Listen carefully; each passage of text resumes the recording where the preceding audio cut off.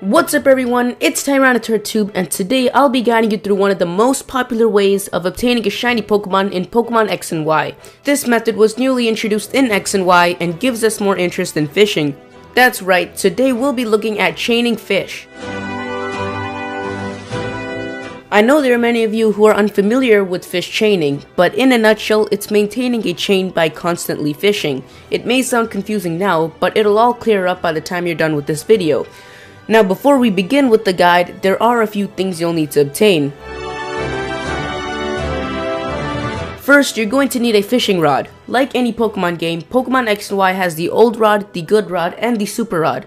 You can chain fish with any of these, so choose the one that can bait in a Pokemon you want. You can find the link to every fishable Pokemon in X and Y, along with their location and the rod required in the description below. You can find the old rod in the Ambertown Aquarium located west of the Pokemon Center. The good rod can be obtained from the Coumarine City dock, and the super rod can be obtained from the fishing shack on Route 16.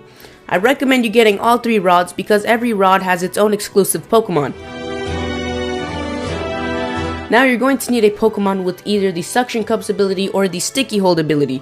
These abilities may be somewhat useless in battle, but it also has an additional effect outside of battle. The chances of getting a bite while fishing are substantially increased, and you will almost always get a bite. The easiest way to obtain a Pokemon with one of these abilities is by catching Inkay in Route 8. There's a 50% chance of it having Suction Cups as its ability, so be sure to catch a few.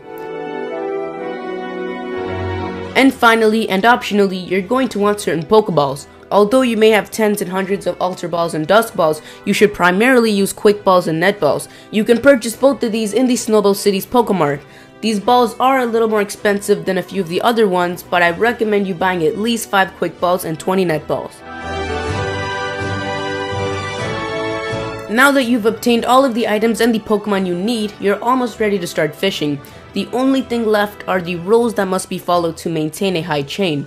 Be sure to keep these rules in mind because they must be strictly followed. What not to do. Do not move from your fishing spot once you start fishing. Do not get on your bike or your roller skates once you start fishing as well. Never fail to reel a bite in on time. And yes, if you don't get a nibble, this will also break the chain. Do not perform online activities such as using the global trade station or player search system once you've started fishing. And finally, do not turn off your game once you start fishing. This is actually important because a lot of people will turn off their game thinking they can continue the chain later on. Exceptions. You can go into your menu to heal or move Pokemon around in case you want a different Pokemon to start off with. You can also switch between rods without breaking your chain. And finally, you can defeat or run away from a Pokemon without breaking your chain. It's also important to note that once you find a shiny Pokemon, your chain is broken. So you can't continue that chain to constantly find more and more shiny Pokemon, but it's easy to get back to a high chain. Now that we know the rules and have the items and Pokemon we need, it's time to fish. Register the fishing route of choice to one of the 4 quick access spots and make sure that your Suction Cups Pokemon is in the front of your party. It's a good idea to give your Suction Cups Pokemon a Smoke Ball, which will allow it to run away, or force it into fainting so that you will still get the Suction Cups effect, but you can have a different Pokemon sent out by default. Now you need to find a fishing spot. If you are aiming to get a certain shiny, then the spot you choose will be different.